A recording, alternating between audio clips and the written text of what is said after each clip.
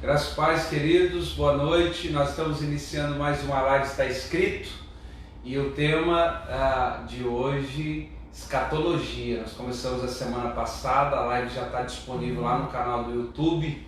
Você pode procurar lá, Está Escrito, e já tem essa live disponível dessa introdução que a gente fez um pouquinho sobre escatologia, e hoje nós vamos estar mergulhando um pouquinho mais fundo. Por isso, marca os amigos, já manda aí sua pergunta, sua dúvida, porque a gente vai caminhar um pouquinho hoje, um pouco mais sobre escatologia. Mas, meu amigo, graças a Deus, tudo bem? Bênção. Tranquilo? Graças a Deus. O pessoal fica pensando que a gente passa a semana inteira combinando essas coisas aqui, né? Acho que eles pensam assim que a gente paz para todos, Deus abençoe a todos nessa noite, mas eu acho que eles pensam assim, eu acho que eles estão preparando, ensaiando, né? Mal sabe que a gente chega cada um de um lado, quase que na mesma hora, né? E chega aqui e é na graça de Deus. E esse tema, eu lembro que a gente, quando colocou isso há 2 semanas atrás de votação, sobre tema que as pessoas gostariam de ouvir, foi algo assim muito bem procurado também. As pessoas parece que têm uma certa dúvida a esse respeito, parece que não é um assunto muito falado, né? Muito ensinado. As pessoas têm uma nuvem, parece, acerca desse tema. Aquilo que nós até comentamos na live da semana passada, tem 2 tipos, assim, mais ou menos, de pessoas que querem saber muito sobre escatologia. Os curiosos e preocupados, né? E aqueles que realmente querem se aprofundar nas Escrituras. É uma questão assim que pouco se fala também na igreja. E é uma questão muito importante, porque dependendo da forma como a pessoa enxerga a escatologia, ela baseia a sua vida com Cristo. Como nós falamos na semana passada, algumas pessoas acham que estou salvo, pronto e acabou, né? Então a pessoa vai para a igreja, senta lá no banco da igreja, fica lá e tá bom demais. Outras pessoas já entendem que a salvação é o início de tudo. Estou salvo, então agora eu vou ter uma obra a fazer em Cristo Jesus. Então isso é muito importante, a forma como a pessoa encara a escatologia. Quando a pessoa pensa, eu já estou salvo, geralmente a pessoa se acomoda. Mas quando a pessoa entende realmente o propósito de Deus na salvação, então a pessoa ela vai se entregar à vontade de Deus, vai trabalhar no reino, porque ela sabe que a Bíblia diz na escatologia que há uma recompensa, um galardão, né? E essa questão do galardão, quem sabe a gente acaba entrando numa dessas semanas aí, porque também é uma questão bem controversa. O que é o galardão, né? As pessoas acham que vão chegar no céu e vão receber saco de ouro, dinheiro, uma casa. Tinha pessoas que anteriormente elas falavam assim, então eu vou morar nas mansões de ouro, né? Então são coisas que as pessoas acabam, por não estudar, acabam ouvindo e acabam replicando. Isso é perigoso. Até porque a gente tem a questão da salvação, não por obras, sim, e o galardão que já está linkado com obras, sim, e acaba virando uma bagunça do que é obra, o que não é obra, o que é recompensa, o que não é recompensa. E isso que o senhor falou é uma coisa assim, muito importante, né? A maneira como a pessoa entende a escatologia define a sua caminhada cristã. E para algumas pessoas, escatologia assim, é o Apocalipse, então deixa para lá. Já revela também como livro difícil, geralmente colocam isso na cabeça, que é um livro muito difícil. Eu não entendo nada, é muito complicado. Então é um livro que inspira medo, e muito pelo contrário. Talvez, já como nós falamos na semana passada, o nome Apocalipse criou-se como uma coisa terrível, a destruição de tudo, é o fim dos tempos. Quando nós falamos semana passada que Apocalipse nada mais é do que retirar o véu, descortinar, revelação. Né? É a revelação do plano de Deus no tempo do fim, é a consumação desse plano. Então é lindo, além de tudo é lindo quando a gente começa a estudar sobre escatologia, traz uma alegria muito grande. Paulo é quem vai falar mais profundamente sobre escatologia. Nós vemos falar sobre escatologia no Velho Testamento, mas essa escatologia do Velho Testamento em nenhum momento revela algo sobre o arrebatamento. Arrebatamento é uma coisa que só vai ser falada por Cristo e muito mais ainda por Paulo. Então veja que o arrebatamento da igreja, que é falado por Paulo, ele tem uma característica de falar sobre alegria. Numa das cartas de Paulo, que é Filipenses, aqui ele fala sobre arrebatamento, é Tessalonicenses, mas na carta aos Filipenses, conhecida como a carta da alegria, Paulo fala 19 vezes sobre a alegria, ele fala regozijai-vos, regozijai-vos. Como é que um cara pode se regozijar tanto, passando tanto aperto, tanta prova? Ele diz que naufrágios, perseguições, né, chicotadas. Como é que ele pode falar tanto de alegria? Porque ele tinha essa visão escatológica e completa, principalmente sobre o arrebatamento dos santos.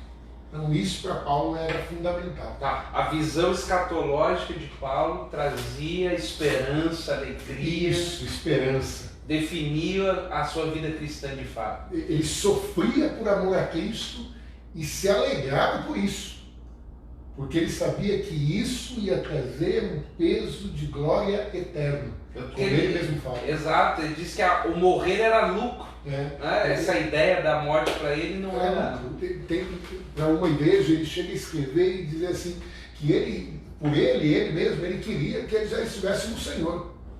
Mas por amor aos irmãos, e por fazer a obra e abençoar aquelas vidas, então ele começa a falar que se era necessário ele estar na carne ainda, então que assim fosse. Então veja a visão que Paulo tem das coisas, do plano de Deus, faz com que ele seja o apóstolo que, como ele mesmo disse, que mais trabalhou. Né? O apóstolo, só em cartas, para a gente ter uma ideia, se não me falha a memória, se a gente tirar Hebreus, que alguns dizem que foi Paulo, outros dizem que não foi, não vou entrar nessa questão, 13 cartas. Não vejo como Paulo é o que mais escreveu à igreja. É o que mais escreveu para a igreja. Escreveu para pastores, né? Escreveu para a igreja, falou sobre o andamento da igreja, como os obreiros deviam se portar. Então é muito bonito isso. A gente só abrindo um pequeno parênteses aqui, talvez não é esse o nosso centro, porque a gente tem uma ideia do Apocalipse revelado para João. Mas quando Paulo descreve lá em 2 Coríntios capítulo 12 sobre o terceiro céu, a gente não sabe o que ele viu, nem o que ouviu. Sim. Mas ele viu e ouviu coisas que ele vai dizer são inefáveis, eu não posso dizer. Ou seja, Paulo teve ali um tipo de revelação que a gente não sabe o que é, mas que, como o senhor bem colocou, norteou a sua vida de uma forma que ninguém é capaz de roubar essa alegria de Paulo. Não consegue. E é isso que a gente precisa entender, que o estudo da escatologia, quando a gente compreende o plano de Deus, isso traz uma alegria tão grande no coração, que a pessoa é capaz de passar pelas provações da vida sabendo qual é o plano que Deus tem para a vida dela. Porque essa visão de que o cristão ele não passa prova, ele não passa luta, ele não passa dificuldade, essa visão triunfalista é um tanto complicada, porque nós vemos a vida dos apóstolos como foi. O sofrimento, até o chamado de Paulo, enquanto Saulo, o Senhor diz assim para Ananias, importa ele conhecer ou saber o quanto deve padecer pelo meu nome. Então isso é muito importante, mas a visão que Paulo tem das coisas futuras faz com que ele tenha uma alegria tão grande e uma convicção daquilo que ele está fazendo que é inabalável. Um texto um texto aqui falando sobre essa escatologia de Paulo, como o bispo comentou aqui, o bispo comentou que 2 Coríntios capítulo 12, Paulo fala que foi arrebatado até o terceiro céu. E ali ele teve revelações que são profundas demais. Capítulo 5 de 1 Tessalonicenses, capítulo 5, o verso 14, olha o que Paulo diz. Ele diz assim: irmãos, também vos exortamos aqui, admoestais os sonolentos, consolais os desanimados, amparais os fracos, sejais pacientes com todos. Peraí. Opa, estou lendo aqui capítulo 5, capítulo 4, perdão, capítulo 4, verso 14. Capítulo 4, verso 14. 1 Tessalonicenses 4, 14 diz assim: porquanto se cremos que Jesus morreu e ressuscitou, da mesma forma, ou da mesma maneira, devemos crer que Deus, por intermédio de Jesus, trará juntamente com ele os que nele faleceram. Vou ler o verso 13, que eu acho que tem uma conexão maior com o que o bispo falou, da revelação de Paulo a respeito da sua alegria. Não desejamos, no entanto, irmãos, que sejais ignorantes em relação aos que já dormem no Senhor, para que não vos entristeçais com os que não possuem a esperança. Olha o que Paulo está dizendo. Então ele está dizendo assim, não quero que vocês sejam ignorantes ao respeito dos que já dormem, os que já haviam morrido em Cristo, para que vocês não se entristeçam com os que não possuem esperança. Então Paulo possui uma esperança viva. E ele vai dizer, porquanto se cremos que Jesus morreu e ressuscitou, da mesma forma, devemos crer que Deus, por intermédio de Jesus, trará juntamente com ele os que nele já faleceram. Afirmamos a todos nós, pela palavra do Senhor. Que palavra do Senhor é essa? Se no Velho Testamento não vai falar de arrebatamento. Então eu creio que essa palavra do Senhor é a palavra que Paulo recebeu. A mesma maneira que Paulo não participou da ceia com Cristo. Ele não participou da ceia com Cristo. E ele diz assim, da mesma maneira que eu recebi, eu também vos ensinei. Se ele não esteve lá na ceia, ele recebeu aonde? Aonde que ele recebeu? Né? Então veja, ele aprendeu de Deus, do próprio Cristo.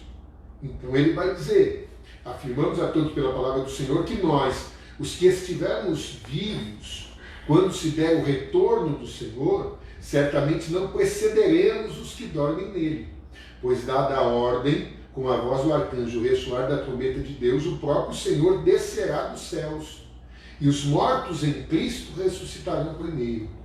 Logo em seguida, nós, os que estivermos vivos sobre a terra, seremos arrebatados com ele nas nuvens, para o encontro com o Senhor nos ares, e assim estaremos com Cristo para sempre. Aí ele termina aqui o capítulo 4, no verso 18, dizendo: consolai-vos, portanto, uns aos outros com estas palavras. Então veja que a visão escatológica de Paulo, a visão que ele tinha do futuro, do retorno de Cristo, do arrebatamento, trazia para ele um consolo, uma alegria. E ele está instruindo os de Tessalônica a consolar uns aos outros com estas palavras. Que é fruto do entendimento escatológico. Ele né? entende.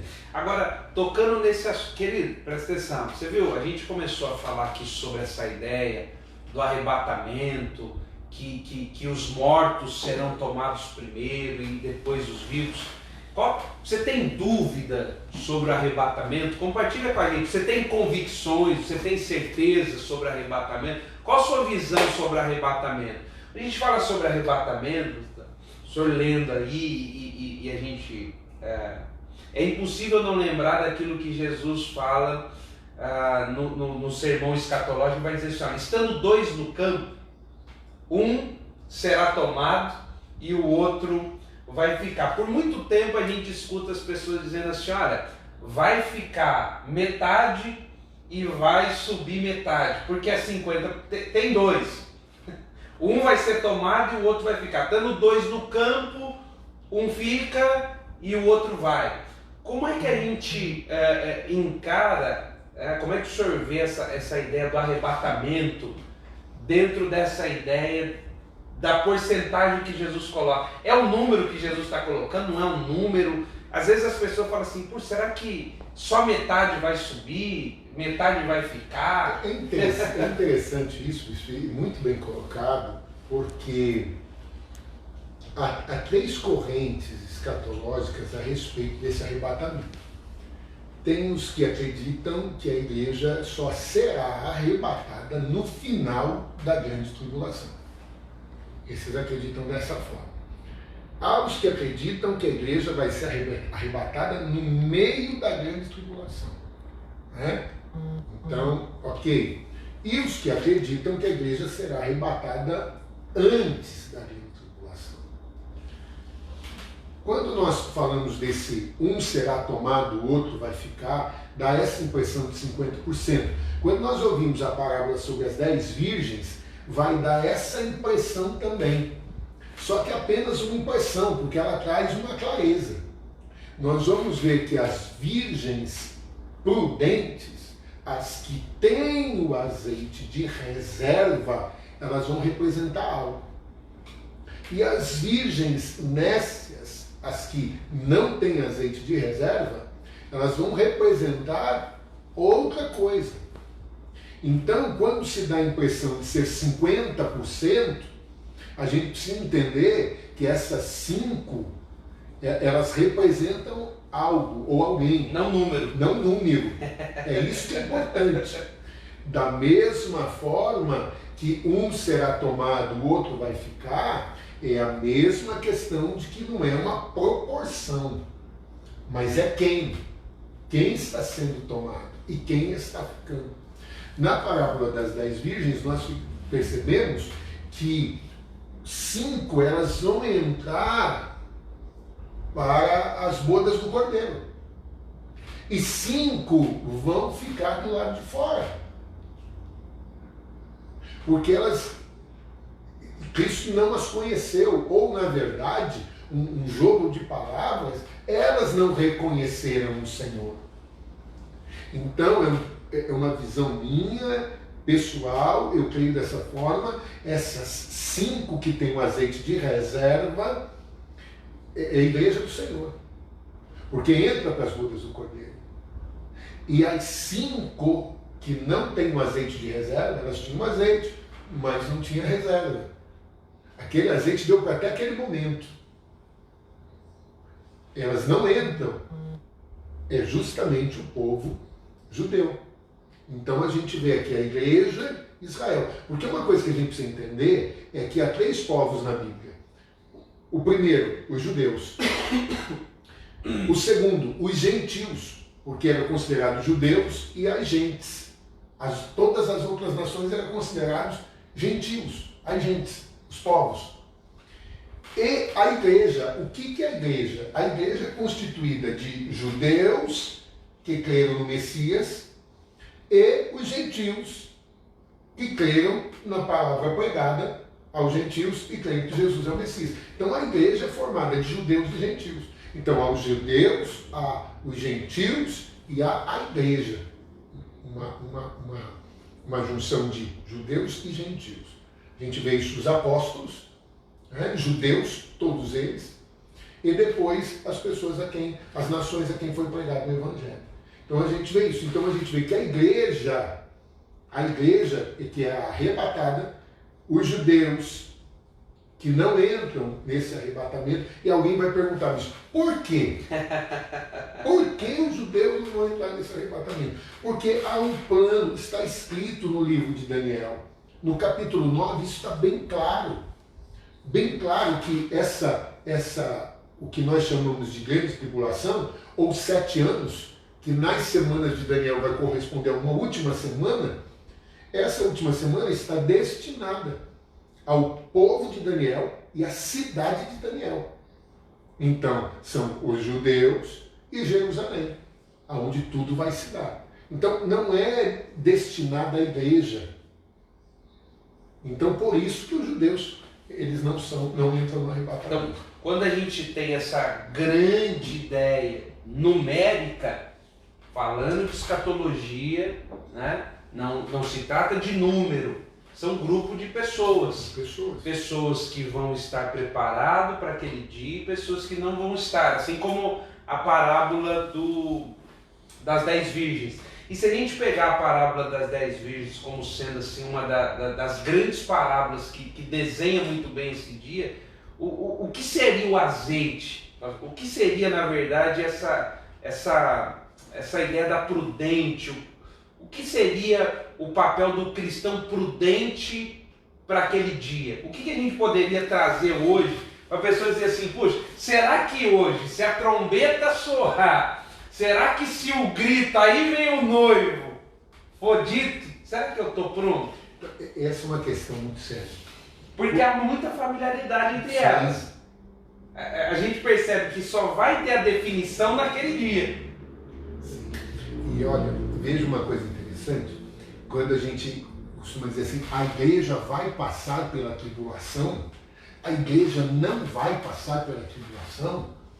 A grande questão é que igreja? Essa é a grande questão. Que igreja? A noiva do Cordeiro? Essa não. Mas há uma igreja apóstata, há uma igreja que se apartou do seu Senhor. Então essa é a questão que a gente precisa entender. Quando o bispo coloca e fala dessa forma que fica muito bem entendido, né? Peraí, o que é a prudente? Né? Então veja, não são 50%, não é um número, é uma classe de pessoas, é a igreja. Mas dessa igreja tem a prudente. Então a gente precisa, o próprio Paulo diz que a gente precisa observar para não andar como os necios. Nós precisamos ser prudentes, sóbrios. O apóstolo Pedro disse para nós sermos sóbrios, vigilantes. Temos que aguardar o dia do Senhor. E é interessante, eu estava vendo uma pesquisa que 41 ou 44%, essa pesquisa foi feita nos Estados Unidos, 41 ou 44% dos cristãos acreditam na volta de Jesus. E a pessoa que fez a pesquisa ficou feliz, porque 44% dos cristãos acreditam na volta de Jesus. Eu entendi a felicidade dele. No mundo que a gente está vivendo, século XXI, com tanta tecnologia e tanta coisa, ainda há 44% de pessoas que acreditam na volta de Jesus. Mas eu fiquei chocado que 56% dos cristãos não acreditam. Já pensou assim? É mais da metade. 56% de pessoas que dizem que têm em Cristo, que talvez frequentem a igreja uma vez por semana, ou quem sabe lá cada 15 dias, uma vez, eu não sei. Dizem que não creem na volta de Cristo. Isso é alarmante. Nós vemos pessoas que estão dentro da igreja e estão vivendo o que é chamado de ateísmo pragmático. Né? A pessoa está na igreja, mas como que eu posso dizer isso? É um cristianismo que parece que Cristo não é o centro. Né? É apenas um movimento social, um movimento religioso, né? Filosófico, muito bem colocado, filosófico, mas Cristo não é o centro. Então isso a gente precisa tomar muito cuidado. Porque quando a gente pega, a gente voltando nessa ideia dos grupos de pessoas, as 5 prudentes e as 5 nécias, elas têm azeite. Elas parecem, elas estão preparadas para aquele dia, elas estão levando, elas dormem, todas elas. Só que no grito aí vem o noivo, é que tem a separação. Daí a gente vai entender. Todas despertam. Exato, a gente vai entender de não mexer no joio. Sim. Né?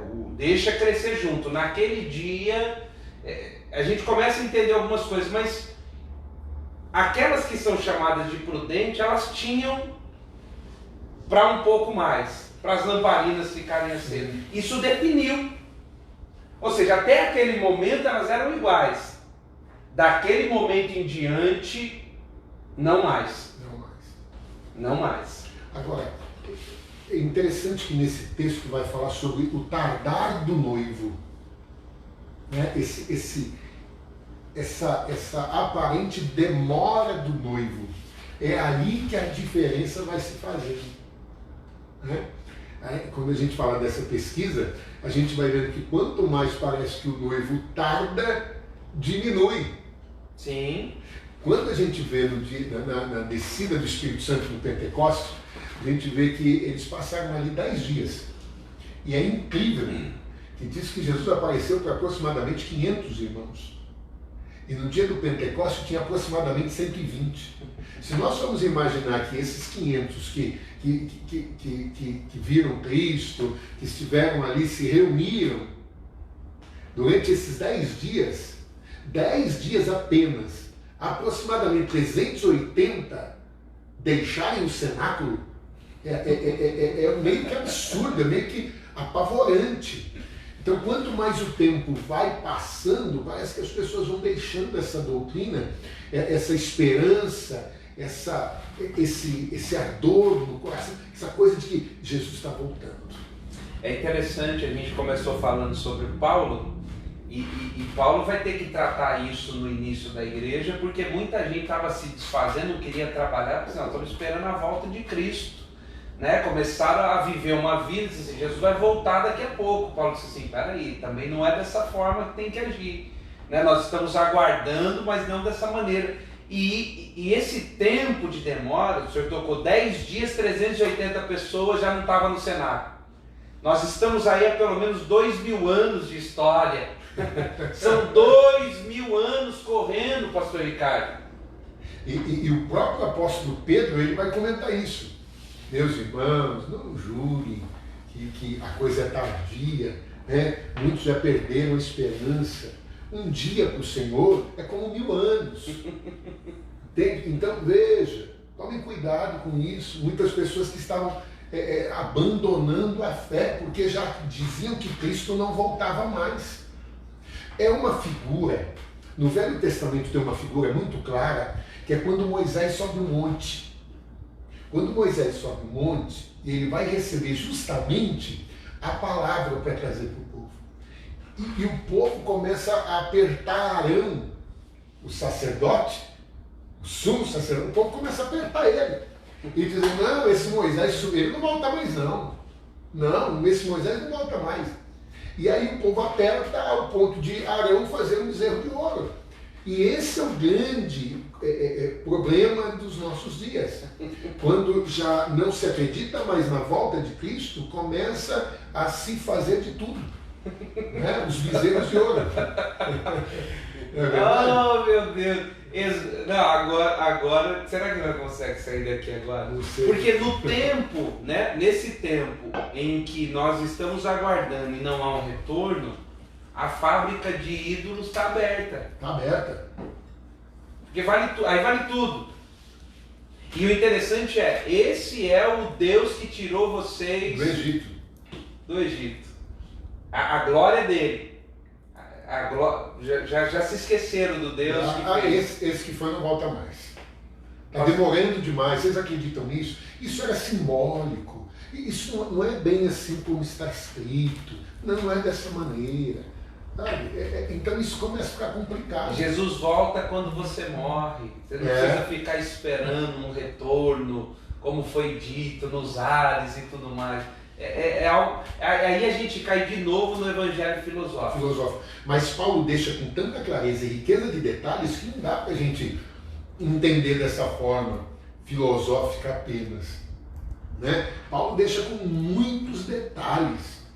Ele fala da ressurreição dos mortos primeiro. E aí alguém pergunta assim, como já me perguntaram, pastor, por que os mortos têm que ressuscitar primeiro? Porque eles terão os seus corpos transformados.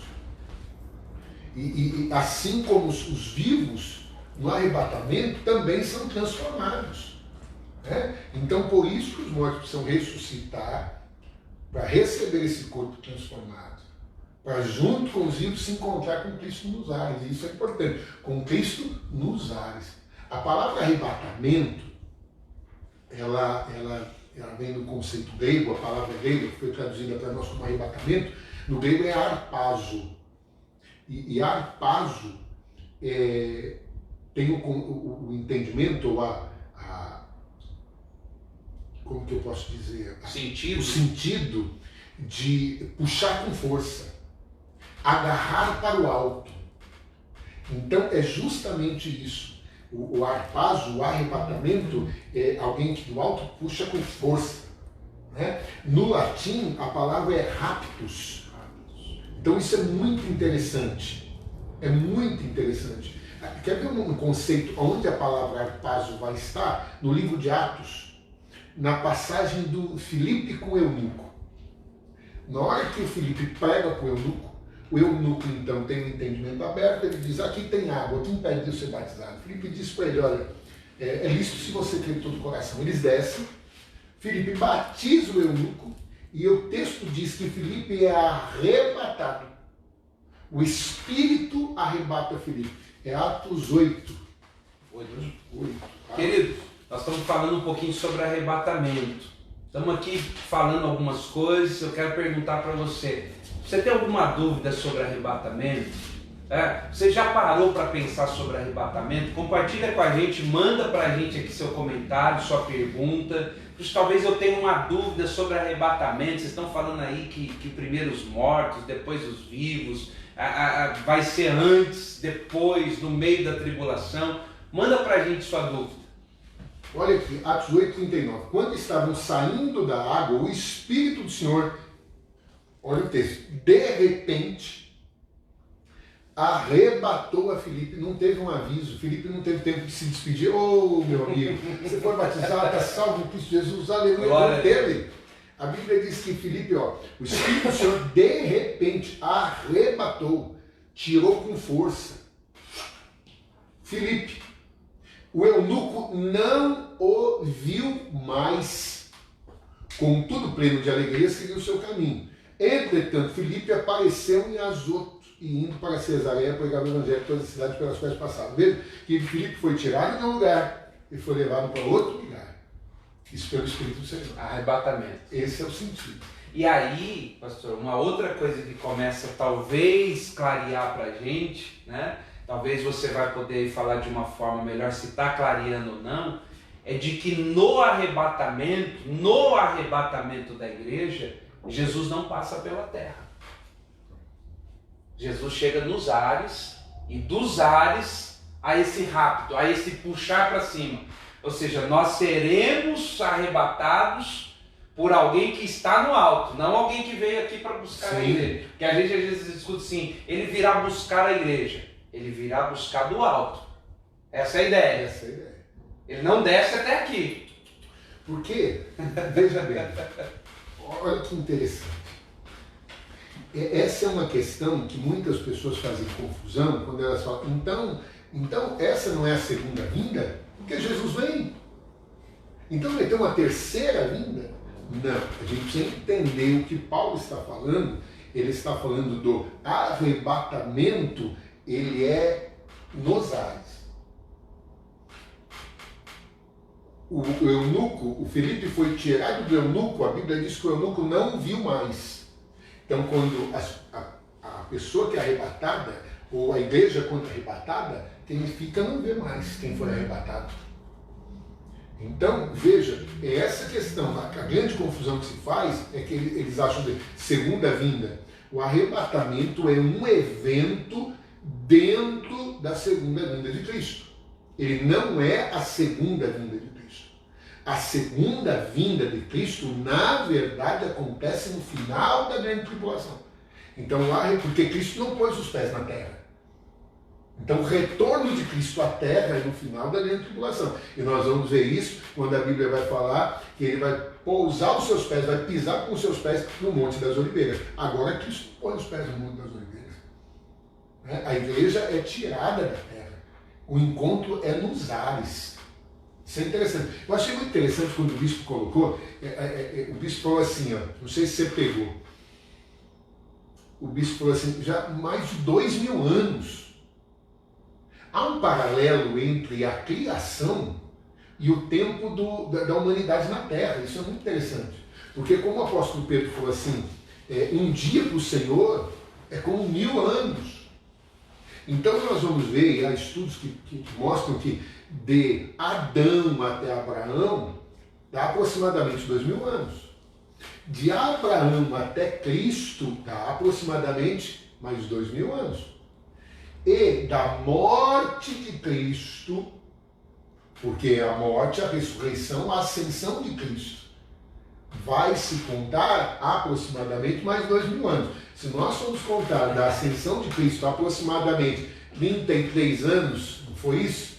Eu acho interessante que as pessoas dizem, 33 anos a morte de Cristo. Quer dizer, as pessoas criavam essas coisas. Então, da morte de Cristo, da ascensão, melhor dizendo, a gente fica com essa palavra arrebatamento na cabeça, da ascensão de Cristo até agora, ou mais 2000 anos da ascensão de Cristo para frente, nós vamos ver, nós estamos no ano de 2019. Alguém vai falar, pastor, o senhor está dizendo que o arrebatamento da igreja vai ser em 2033, eu não estou falando nada, você está deduzindo aí. Se prepara que amanhã tem. Você entendeu? Eu não estou falando nada. Pastor afirma arrebatamento. Porque a volta de Cristo, ela é iminente. Ninguém sabe nem o dia nem a hora.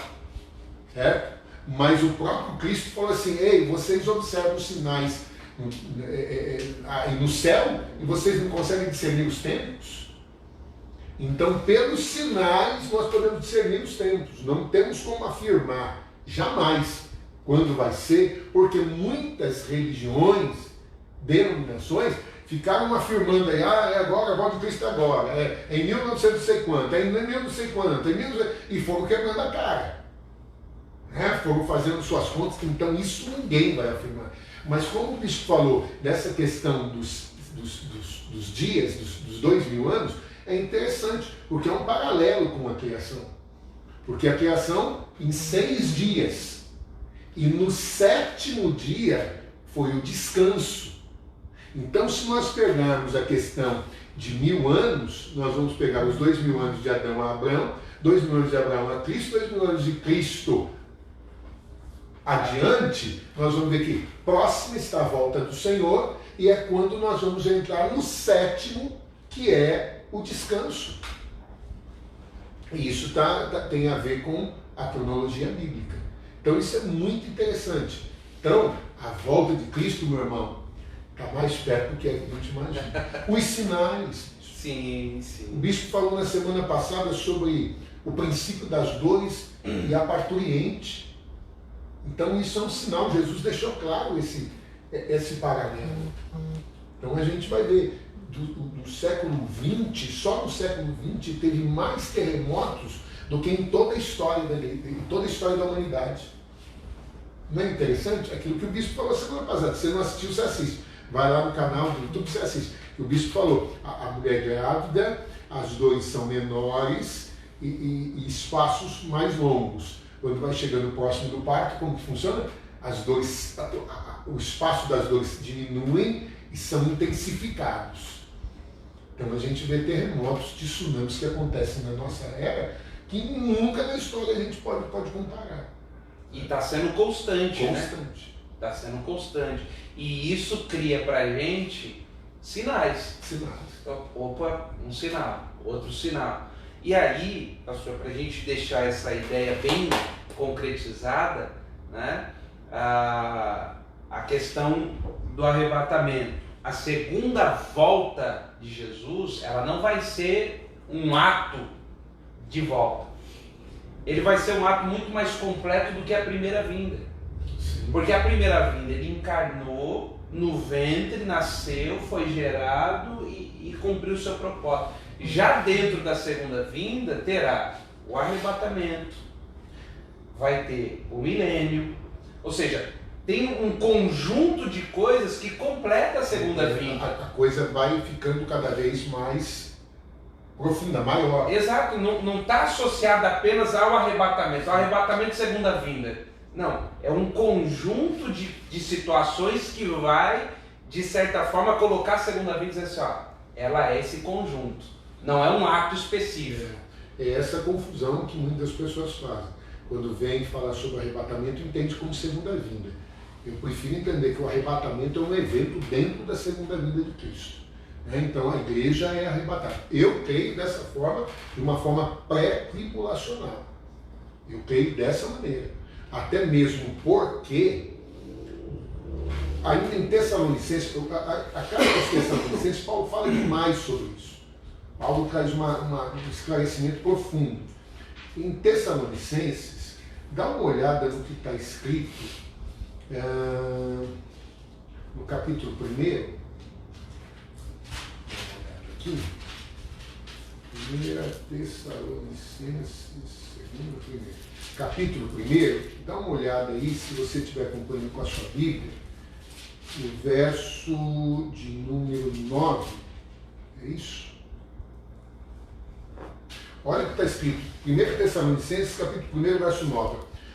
Porque todos relatam de que maneira fomos recebidos por vós, e de que maneira vos convertestes dos ídolos a Deus, para servirdes ao Deus vivo e verdadeiro. Agora veja aqui, verso 10. Enquanto aguardais do céu seu Filho, a quem ele ressuscitou dentre os mortos, Jesus, que nos livra da ira que certamente virá. Então, a volta do Senhor, a segunda vinda de Cristo, no final da tribulação, é chamada de dia da ira do Senhor. É chamada de dia da ira do Senhor. Agora, é interessante que Paulo está dizendo que nós, a igreja, aguardamos do céu seu Filho, Jesus Cristo, a quem Deus ressuscitou dentre os mortos, Jesus, que nos livra da ira que certamente virá. 1 Tessalonicenses capítulo 5, curiosamente também no verso 9, vai dizer assim, olha o verso 8. É interessante demais isso aqui. Meu Deus, eu vou ter que ler desde o verso 4, porque é muito profundo. Não, vou ler o capítulo 5. Já leu 5 inteiro. Caros irmãos, em relação aos tempos e épocas, tudo que a gente estava falando aqui, e tem gente que acha que a gente combinou, que a gente marcou. Caros irmãos, em relação aos tempos e épocas, não é necessário que eu vos escreva, pois vós mesmos estáis bem informados que o dia do Senhor virá como ladrão à noite. Quando vos afirmarem paz e segurança, eis que repentina destruição se precipitará sobre eles, assim como as dores de parto tomam uma mulher grávida, e de forma alguma encontrarão escape. Entretanto, vós, irmãos, não estáis vivendo nas trevas, para que esse dia, como se fosse um ladrão, vos ataque de surpresa. Porquanto vós todos sois filhos da luz e filhos do dia. Nós não somos da noite, muito menos das trevas. Assim, pois, não durmamos como os demais, mas estejamos alertas e sejamos sóbrios. Pois os que dormem, adormecem de noite, os que se embriagam, é de noite que se embebedam. Nós, no entanto, que somos do dia, sejamos sóbrios, revestindo-nos da armadura da fé e do amor, tendo por capacete a esperança da salvação, porque Deus não nos designou para a ira, mas para sermos contemplados pela salvação por intermédio de nosso Senhor Jesus Cristo. Então veja que coisa mais linda esse texto de Paulo, que está dizendo que a igreja não foi destinada para a ira, mas para a salvação por intermédio de nosso Senhor Jesus Cristo. Então Paulo está falando que a igreja, ela não foi destinada para a ira, mas aqueles que estiverem dormindo, aqueles que estiverem se embriagando, e embriagando aqui é aqueles que não estão preocupados com a volta do Senhor, então já se abandonaram a sua fé, ou estão vivendo a sua fé de uma forma morna. Né? Então Paulo está dizendo que esses vão ser pegos de surpresa, de uma forma repentina. Eles não vão perceber. E não é justamente o que vai acontecer isso. No momento que a igreja for arrebatada, eu digo que o arrebatamento da igreja é um evento dentro da segunda vinda. Mas no momento que a igreja for arrebatada, o relógio de Deus vira E então começa a grande tribulação. O que vai, como que eu posso dizer? O que vai dar início para a grande tribulação é justamente a retirada da igreja. Da noiva, melhor dizendo, né? Da noiva, dos santos. Agora, pensa comigo uma coisa. Eu queria que você pensasse comigo uma coisa. Talvez, lendo assim, não tenha ficado tão claro, mas eu queria que você pensasse comigo. O que a igreja é de Cristo? Eu acho interessante quando a gente fala na igreja, né? O que você é de Cristo? Eles falam, eu sou o corpo de Cristo. Você é membro do corpo de Cristo. A igreja, a noiva, é o corpo de Cristo. Agora, seria uma loucura pensar que Cristo permitiria que o seu corpo, né, passasse pela grande tribulação. Você já parou pensando, o corpo de Cristo vai padecer lá. Já padeceu na cruz para que o seu corpo não precise passar mais por isso. Então, a gente precisa entender essas coisas. Se a igreja, a noiva, é o corpo de Cristo, como que Cristo vai abandonar a sua noiva para passar por esta situação? A igreja, a noiva, não foi destinada para a ira. E nesse tempo, né, talvez essa seja uma pergunta, a noiva sai antes da tribulação. Inicia-se o tempo da tribulação. Dentro desse tempo, haverá salvação? Oh, que pergunta, né? Por quê? Porque o arrebatamento já foi. Já foi. Ou seja, eu tenho esperança depois do arrebatamento da igreja? Eu acho que isso até é um ponto complicado da gente falar, porque sabe que tem muita gente que fica pensando assim, mas se tiver uma segunda chance, irmão, você não sabe o que é tribulação? Você não parou para pensar? Tem gente que está, eu vou ter uma segunda chance. Se você quiser passar pela tribulação, é um problema que é do céu.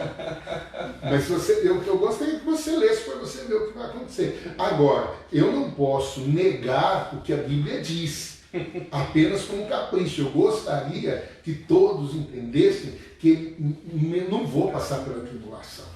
Não posso. Eu preciso realmente andar na luz como Cristo na luz está. Se andarmos na luz como Cristo na luz está, temos comunhão uns com os outros, e o sangue de seu Filho Jesus nos purifica de todo pecado, é o que a Bíblia diz. Agora, nessa questão, a gente vai ter que usar aqui o Apocalipse para a gente responder. Olha o que vai dizer aqui.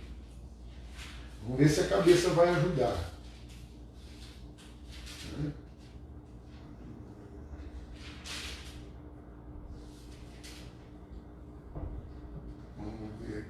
Estamos falando sobre esse tempo do arrebatamento, né? Então a igreja é tomada do alto, inicia-se a grande tribulação, e se nesse período chamado grande tribulação, o nome já diz, sim, né? Alguns classificam assim, são 3 anos e meio de paz e 3 anos e meio que então alguns classificam como grande tribulação. Porque como tem 3 anos e meio de paz, muitas pessoas não entendem como grande tribulação, mas já faz parte, porque a operação do erro já está acontecendo. Então, esses 3 anos e meio de paz vai enganar muita gente. É o que nós acabamos de ler Paulo dizendo, cuidado, quando vocês falarem de segurança, tomem cuidado, porque é justamente o que vai acontecer. Né? Vai ter lá um líder que vai manipular o mundo todo, que vai acreditar na paz mundial. E não sei se você está acompanhando os acontecimentos, você deve estar vendo aí o que está acontecendo, parece que tudo, né? Agora dá uma olhada aqui, ó. No capítulo 7 de Apocalipse, vai falar sobre os 144 mil israelitas selados. Os 144 mil, que também causa uma confusão, quem são, quem deixa de ser, quem não é. É outro número. É outro número. Mas a pergunta é, haverá salvação na grande tribulação? Então eu só passei aqui, porque essa resposta está no capítulo 7. Só que no capítulo 7 começa falando sobre os 144 mil que foram selados. Depois nós vamos falar por quê. Certo? São israelitas. Agora, olha o que vai dizer no verso 9. Em seguida do quê? Em seguida desses 144 mil que foram selados. Em seguida olhei, e diante de mim descortinava-se uma grande multidão, tão vasta que ninguém podia contar, formada por pessoas de todas as nações, tribos, povos e línguas. Estavam em pé diante do trono do Cordeiro, vestido com túnicas brancas, empunhando folhas de palmeira, e proclamavam com grande voz: a salvação pertence ao nosso Deus, que se assenta no trono, e ao Cordeiro. Todos os anjos que se encontravam em pé ao redor do trono dos anciãos e dos 4 seres viventes prostraram-se diante do trono com o rosto em terra e adoraram a Deus, exclamando: Amém, louvor e glória, sabedoria, ação de graças, sejam ao nosso Deus para todo sempre. Então um dos anciãos me indagou: quem são e de onde vieram todos estes que estão vestidos com túnicas brancas? E eu lhe respondi: ó meu Senhor, tu o sabes. Então ele afirmou: estes são os que vieram da grande tribulação e lavaram as suas vestes e as alvejaram no sangue do Cordeiro. Por esse motivo, eles estão perante o trono de Deus e o servem de dia e de noite em seu santuário. E aquele que está sentado no trono estenderá sobre eles o seu tabernáculo. Nunca mais passarão fome, jamais terão sede, não os afligirá o sol, nem tampouco qualquer mormaço. Por que eles não terão mais fome e não terão mais sede? Aonde foi que eles padeceram tanta fome e tanta sede, se não foi na grande tribulação?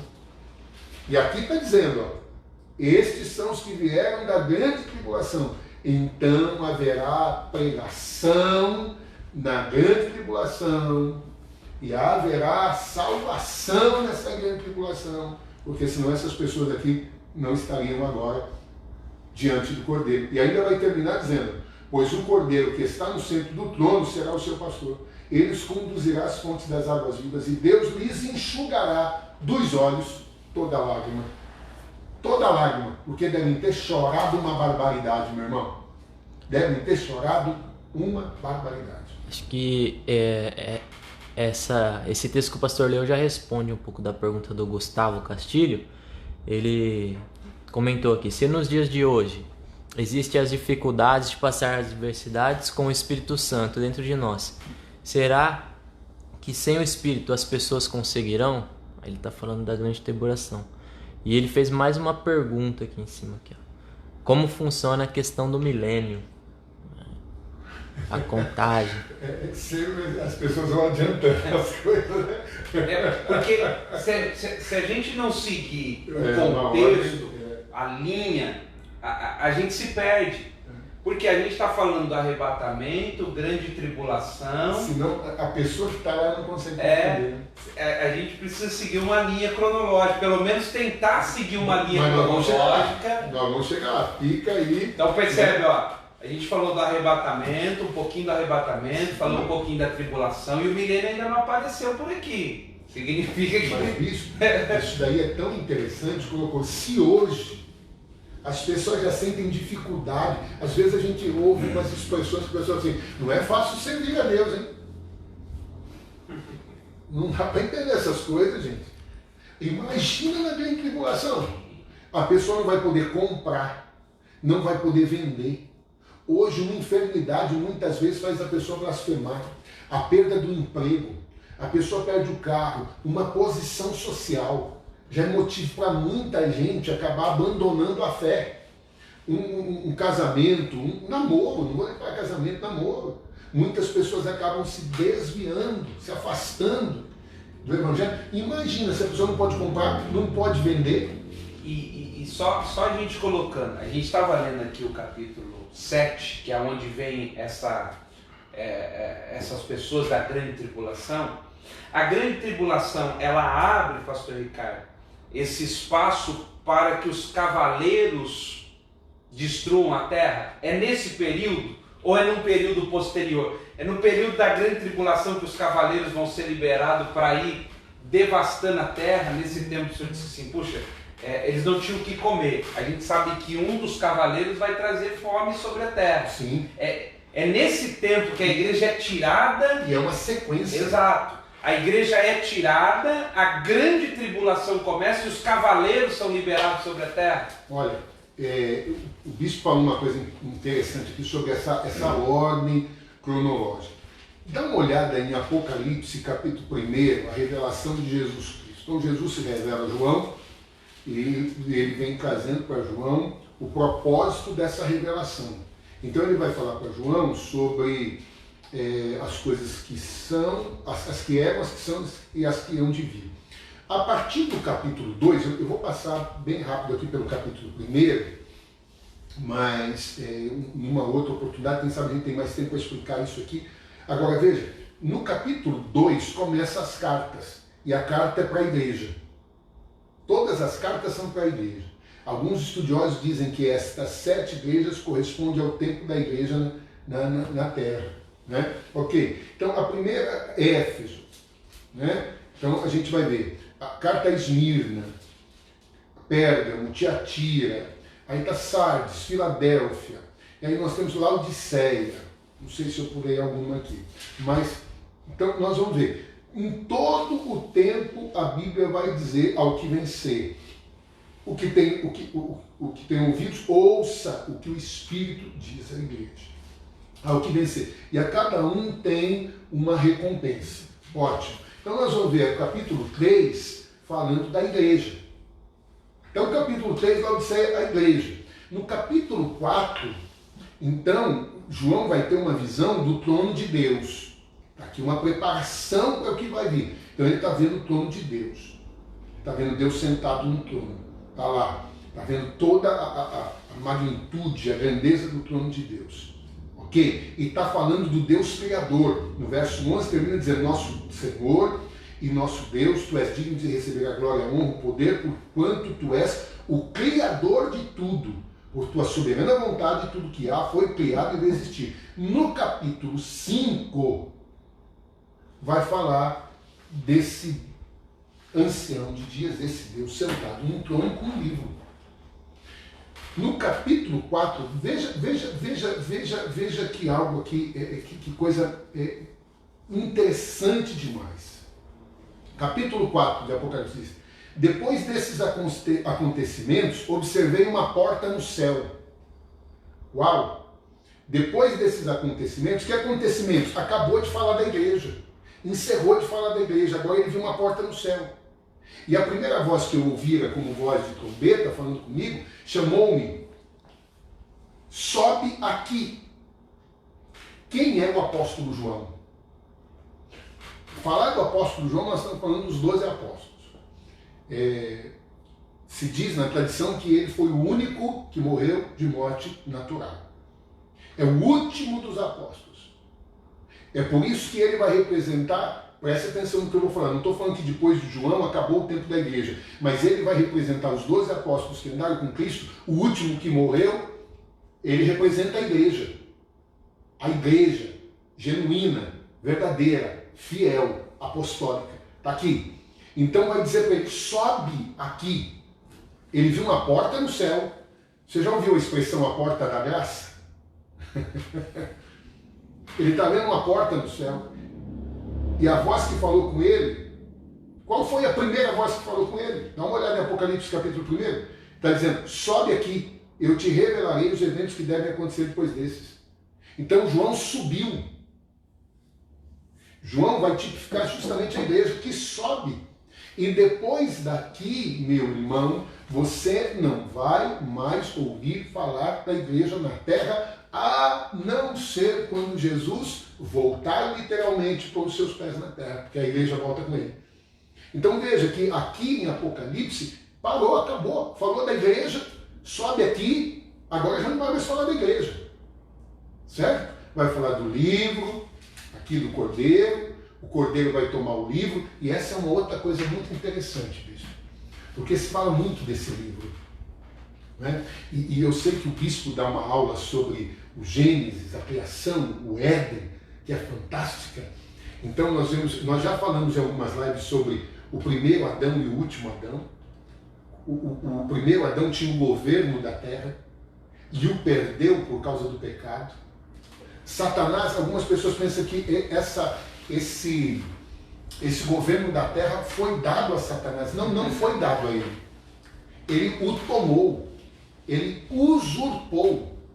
Satanás pode ser chamado de um posseiro, aquele que se apossa daquilo que não é dele. Posseiro.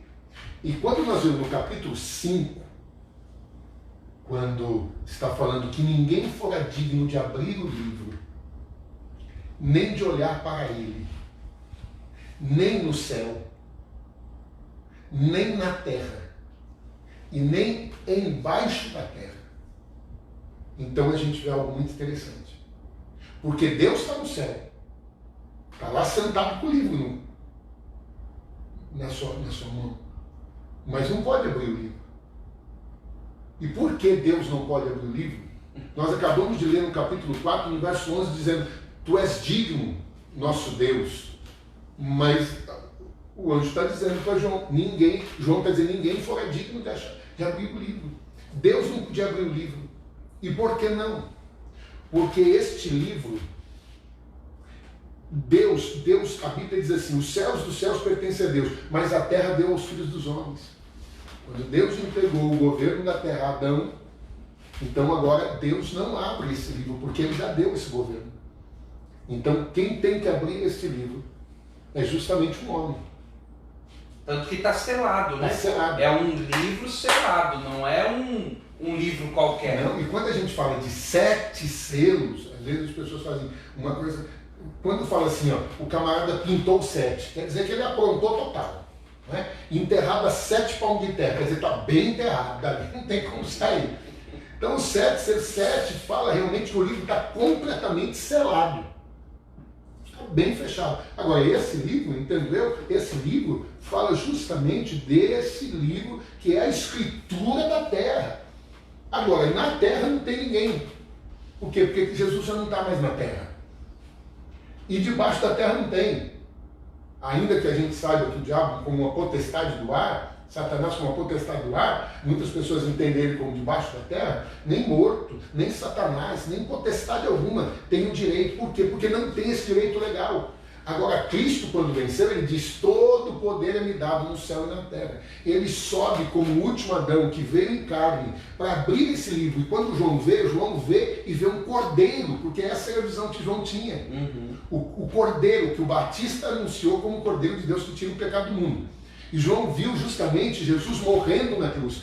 É o discípulo que ficou ao pé da cruz, ao lado de Maria. Ele viu o cordeiro sangrando lá. Ele viu a ovelha muda no matadouro. E agora ele está vendo um cordeiro.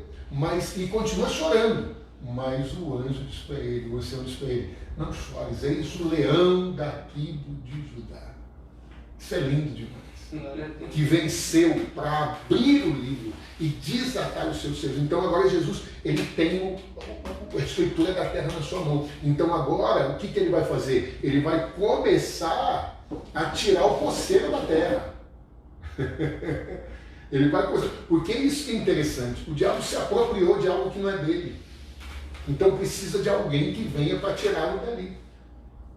A própria Bíblia diz que o diabo sabe que o seu tempo é curto.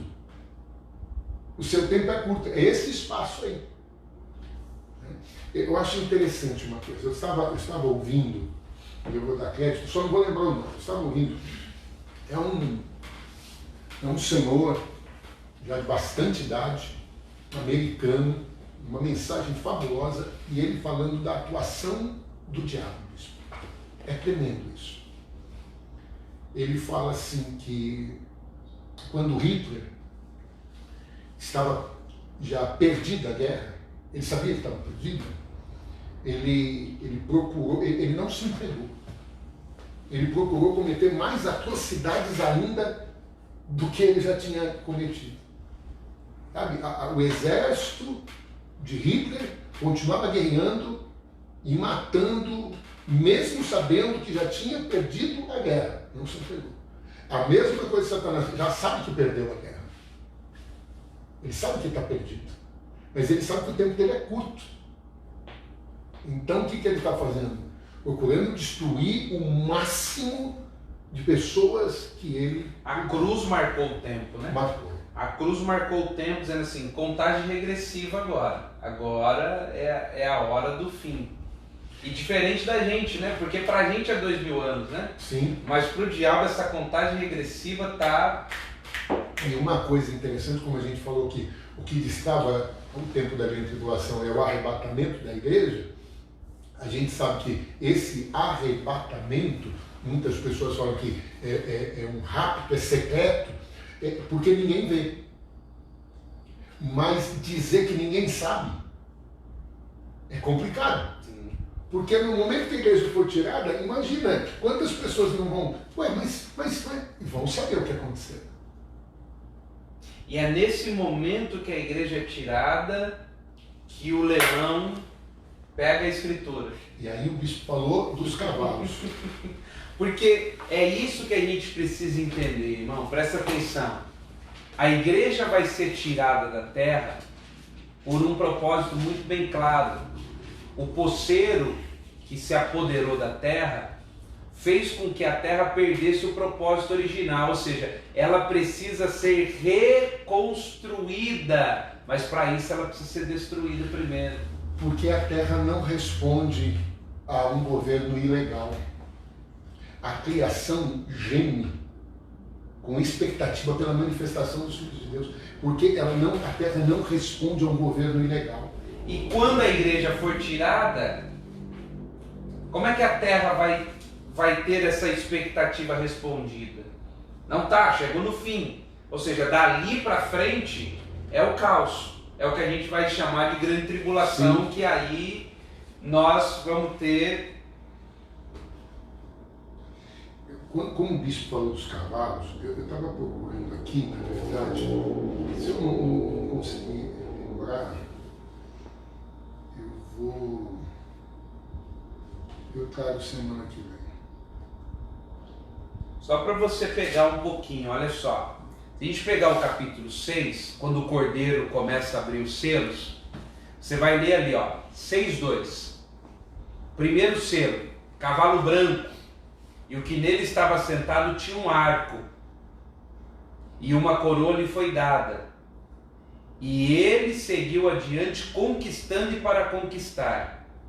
E havendo aberto o segundo selo, né, viu, e ali saiu o cavalo que era vermelho, e o que se assentava sobre ele foi lhe dado o poder para tirar a paz da terra, e que matassem uns aos outros. Lhe foi dado uma grande espada. Terceiro selo, né, o cavalo preto, e o que estava sentado tinha um par de balança na sua mão. E ouviu no meio dos 4 animais, dizendo, uma medida de trigo por 1 denário. Aquilo que o Senhor leu sobre eles, assim, não terão mais fome. O quarto selo, que é o cavalo pálido, está aqui. O nome do que estava sentado nele era a morte, o inferno seguia. O quinto selo, envie debaixo do altar as almas daqueles que foram mortos por causa da palavra de Deus e por causa do testemunho que eles mantinham. E eles gritavam em alta voz, dizendo, até quando, ó Senhor, santo e verdadeiro, não julgarás e vingarás o nosso sangue sobre aqueles que habitam na terra? O sexto selo, lá no 12, o cavalo preto, né, e viu-se e abriu o sexto selo, e eis que houve um grande terremoto, e o sol tornou-se preto como um saco de crina, e a lua tornou-se em sangue. Todo o capítulo de número 6 vai descrever a abertura dos selos. E só juízo sobre a terra. E esses cavalos que o bispo está falando é tão interessante que já vai aqui, nos falando aqui, logo depois do capítulo 5, quando o livro foi aberto. Sim. Como o bispo está falando. E o primeiro cavalo que sai aqui, ele diz que é um cavalo branco. Não é? O seu cavaleiro empunhava um arco, foi-lhe otorgado uma coroa. E ele cavalgava altaneiramente como vencedor, determinado a vencer. Isso não está determinado a vencer, e nem a igreja está determinada a vencer. A igreja venceu, Cristo venceu. Então, alguns chegam a dizer que esse cavalo branco representa a igreja, que saiu para vencer pregando o evangelho. Eu não posso crer dessa maneira. E eu vou te falar por quê. Porque veja que esse cavaleiro, desse cavalo branco aqui, representa paz. E não são os 3 anos e meio, os primeiros 3 anos e meio da grande tribulação, é justamente um período que, como diz, a gente precisava ler Daniel capítulo 9. E isso vai fazer, sem querer cortar o senhor, isso vai fazer uma alusão direta ao papel exato do anticristo. Que é o montado no cavalo branco. Que é uma imitação do Cristo. Isso! Imitação do Cristo. Sempre imitando a Deus. Pastores, deixa eu fazer uma pergunta. A questão dos cavaleiros. Sempre que entra um cavalo, esse cavaleiro abre a porta para o próximo. O próximo cavaleiro é o cavaleiro que vem com uma grande espada. Eu vi um estudo uma vez que essa grande espada é um termo, quando falava espada na Bíblia, está falando de arma.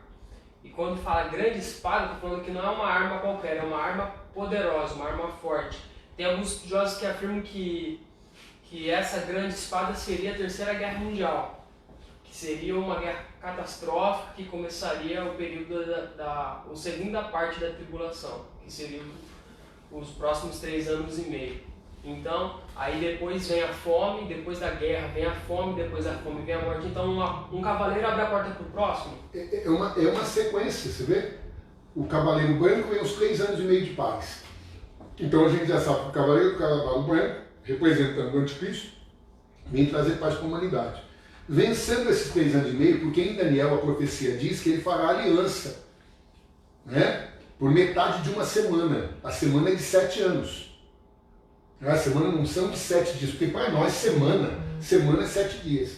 Mas semana para o judeu, o Shabuá, é um ciclo de 7.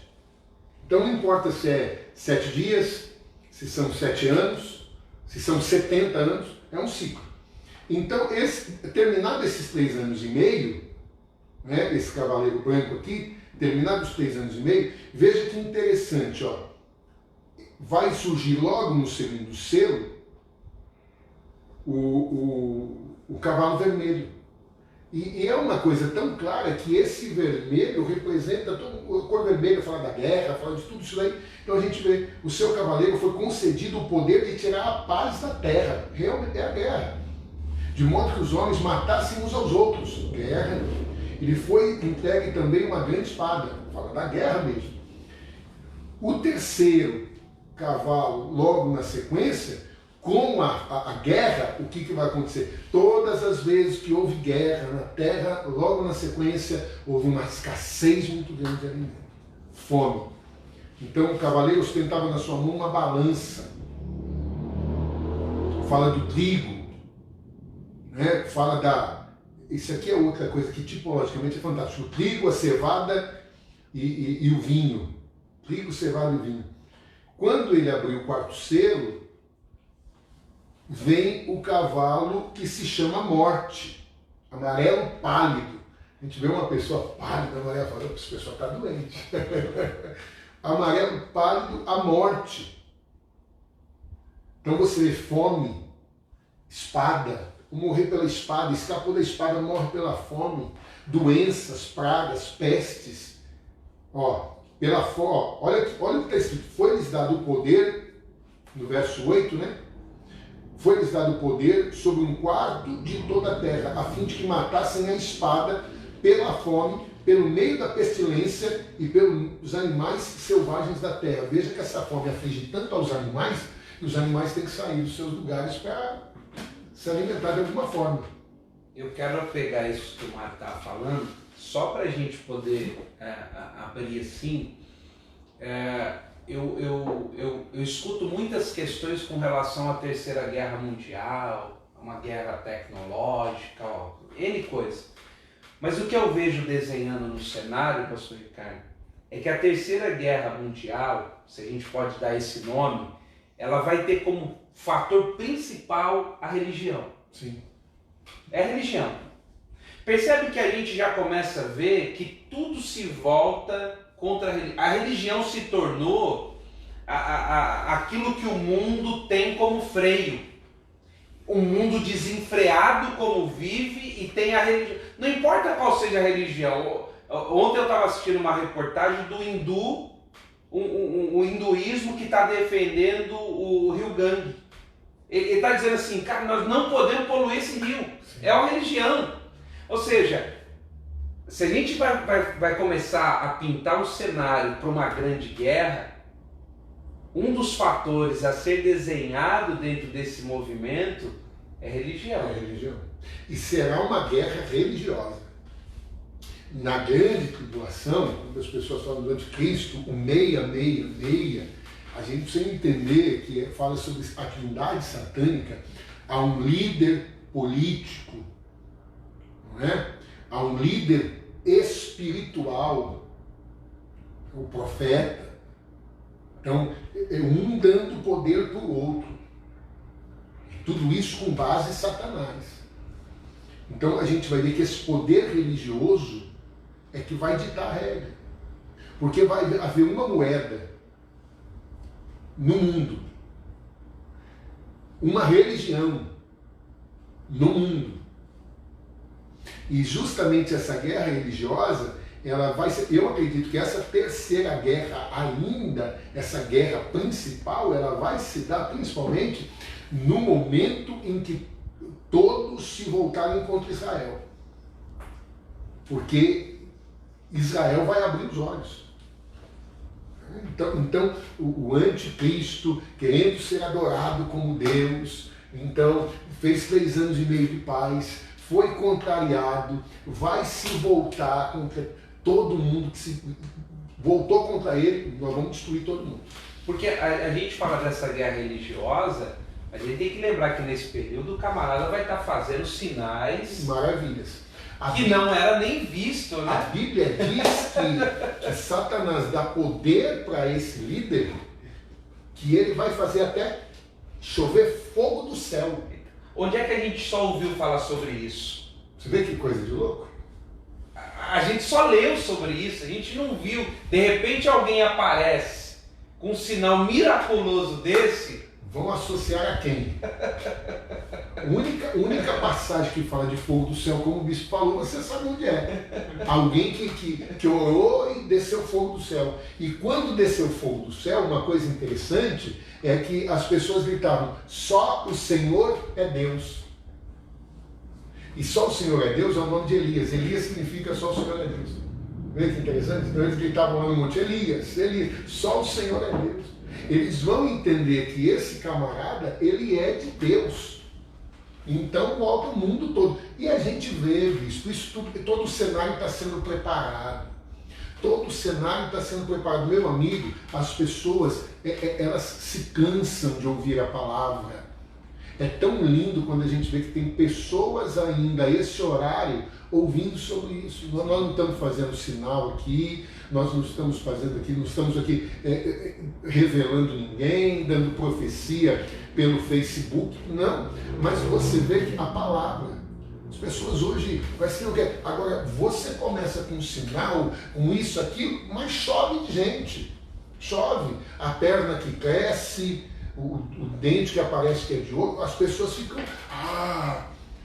entende? Então veja que todo o cenário está sendo preparado. Imagina um camarada que aparece e vai descer fogo do céu. Pronto. Criou a nova religião mundial. Pronto, ele é um líder mundial. A gente está vendo todo o cenário sendo preparado, com o fundo, o pano de fundo, falando de paz. Todo o pano de fundo falando de paz. A gente está vendo o cenário sendo preparado para que todas as religiões, sabe, estejam juntas, falando a mesma língua. Imagina com o mesmo líder. O camarada que tem um poder falando com o mundo. E que vai ser essa pessoa que vai fazer sinais.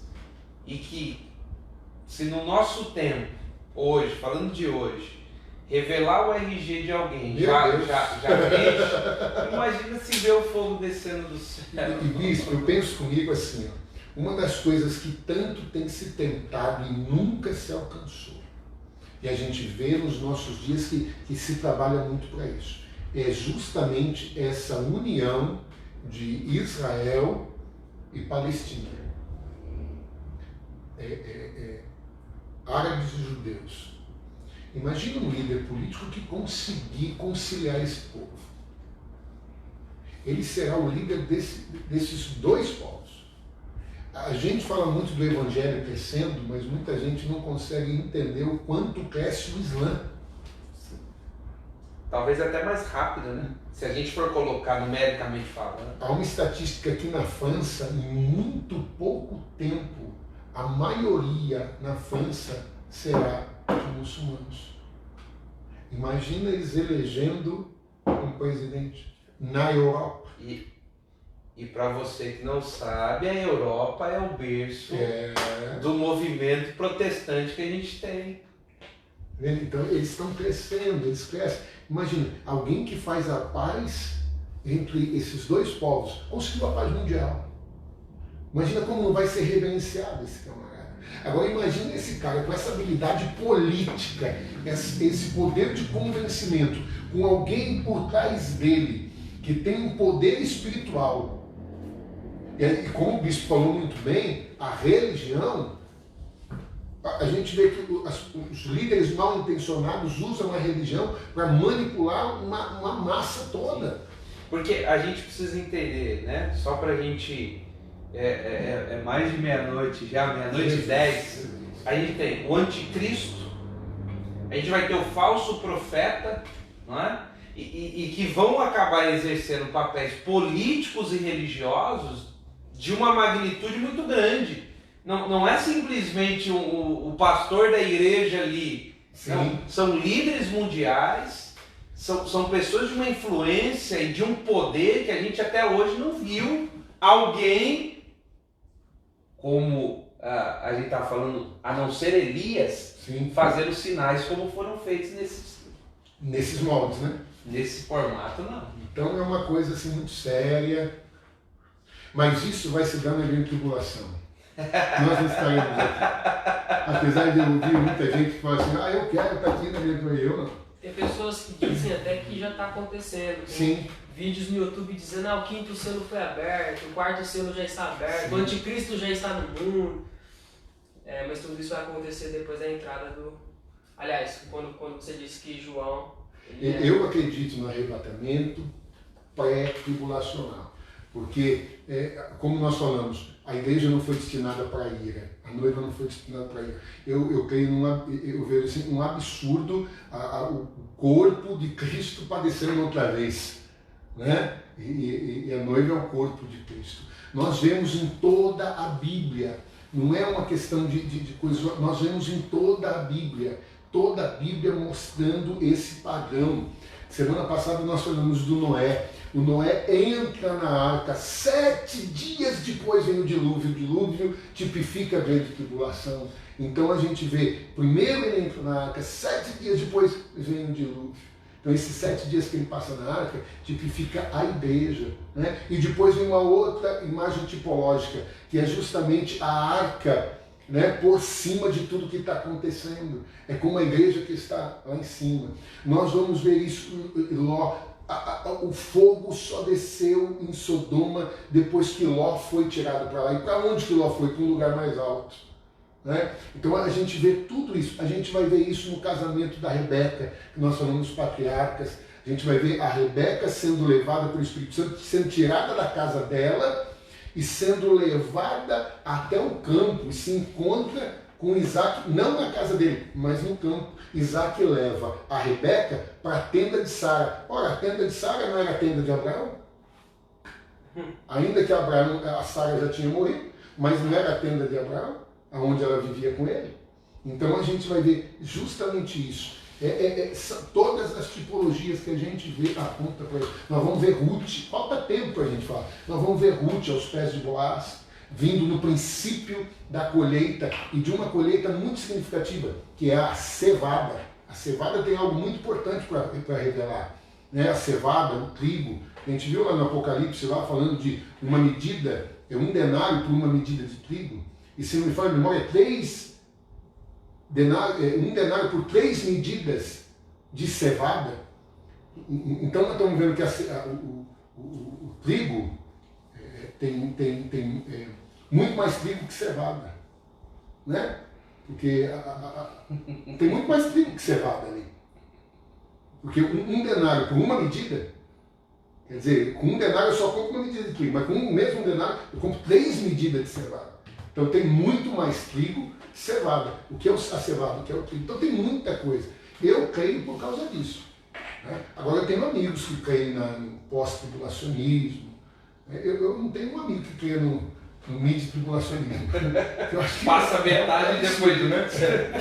Mas eu tenho amigos que creem no até na questão da tribulação tem aqueles que ficam em cima. Tem os que ficam em cima do muro. Eu não vou nem pra lá nem pra cá, eu vou ficar no meio. Vou ficar aqui certinho no meio. Muito boa.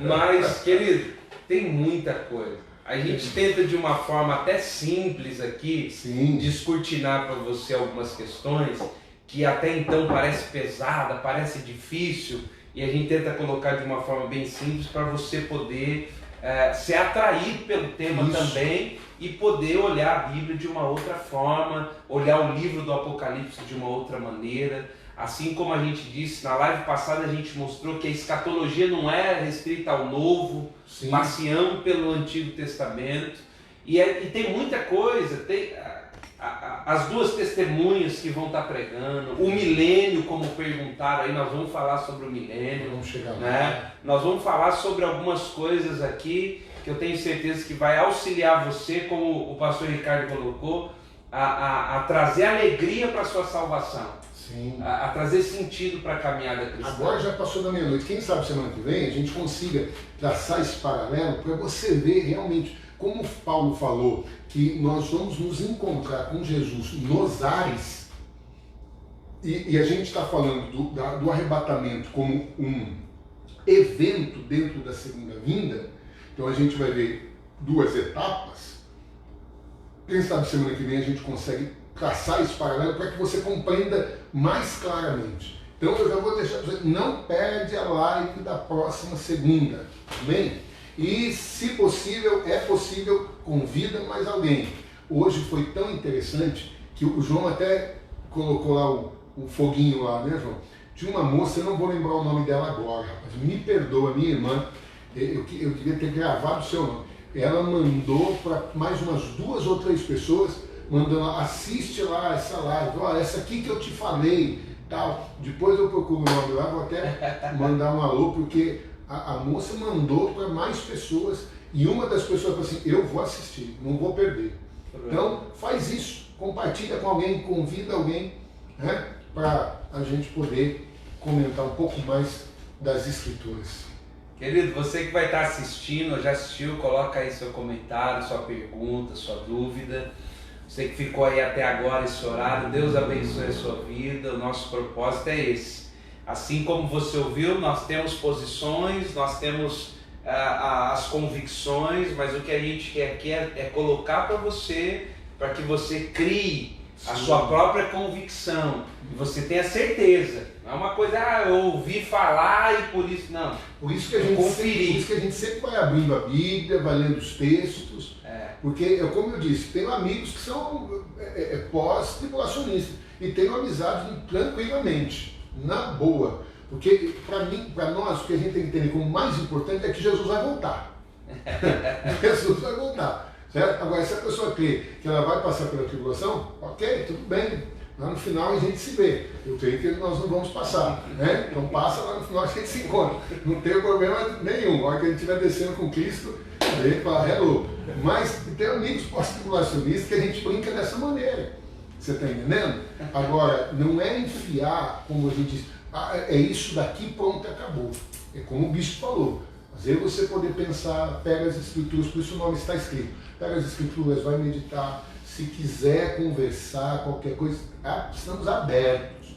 Bem? Estamos totalmente abertos para conversar a respeito disso. Só que temos posições, convicções, mediante o que está escrito na Bíblia Sagrada. dessa forma. Talvez um dia a gente sente aqui com uma plaquinha assim, mude nossa convicção. Pronto, mas ainda não é isso. Querido, Deus abençoe a sua vida, você ter uma semana abençoada e que esse tema possa ir se acomodando no seu coração, porque só na dos patriarcas nós ficamos 10. 10, né? 10 lives. Nós tivemos 10 lives sobre patriarca. Acredito que sobre escatologia nós vamos ter pelo menos isso. Pelo menos isso. Louvado seja Deus. Que Deus abençoe, meu amigo. Mais uma vez. Deus abençoe, uma boa Graças semana. E a gente se vê semana que vem. Paz para todos. Fiquem com Deus. Shalom. Amém.